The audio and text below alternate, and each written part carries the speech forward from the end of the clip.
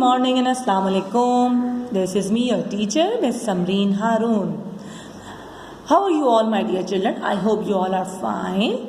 My dear children, today we are going to learn the question number 5 and 6 of chapter memory. So हम अपनी last videos में question number 1, 2 and 3 and 4 learn out कर चुके हैं. So today we are going to learn question 5 and 6. So please take out your copy.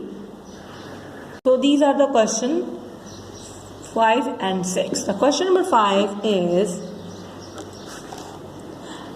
how does RAM work? RAM कैसे काम करती है? When we give input to the computer, it holds it temporary. जब भी हम computer में कुछ भी इनपुट करते हैं, यानी कि जो भी डेटा हम उसमें डालते हैं, तो वो कहाँ जाता है? वो टेम्पररी मेमोरी में चला जाता है, यानी कि रैम में जाता है. Right.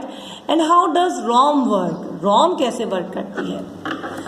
The data gets permanently stored in ROM when we save command is given to the computer. जी, जब भी हम कोई डेटा हम कंप्यूटर में इनपुट करते हैं, मतलब कुछ भी हम इंफॉर्मेशन डालते हैं और हम कंप्यूटर को सेव की कमांड देते हैं. किसकी कमांड? सेव की कमांड. उसको तो जनाब वो सेव हो जाता है जाकर कहाँ? रोम में. तो ROM is a permanent memory. Okay. तो याद रखिए कि जब भी हम कुछ डेटा, अगर हम उसको सेव की कमांड यूज़ करेंगे तो वो रोम में जाएगा और वो परमानेंटली स्टोर होगा. और जिसमें हम सेव की कमांड नहीं देंगे अपना कोई भी डेटा इनपुट करने पर, तो वो हमारा डेटा हमेशा रैम में जाएगा, यानी कि टेम्पररी मेमोरी. मतलब लाइट चली जाए या पीसी अचानक से शट डाउन हो जाए या वॉट एवर कुछ भी प्रॉब्लम हो जाए, तो वो हमारी कंप्यूटर में सेव हमें नहीं मिलेगा. मतलब उस वक्त तक के लिए जब तक कंप्यूटर हमारा ऑन है.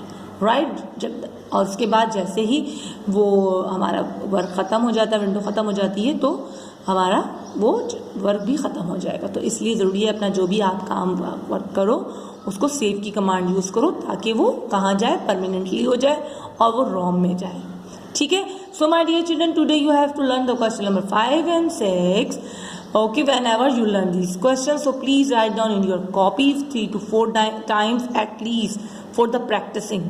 Okay, practicing के लिए आप लोगों को ज़रूरत है कि आप ज़्यादा से ज़्यादा इसको याद करने के बाद लिखो at least 3 to 4 time. At least अगर 3 to 4 टाइम भी ज़्यादा है तो 2 से 3 टाइम तो एटलीस्ट आप लिखो, ताकि आपको अच्छा सा याद हो जाए.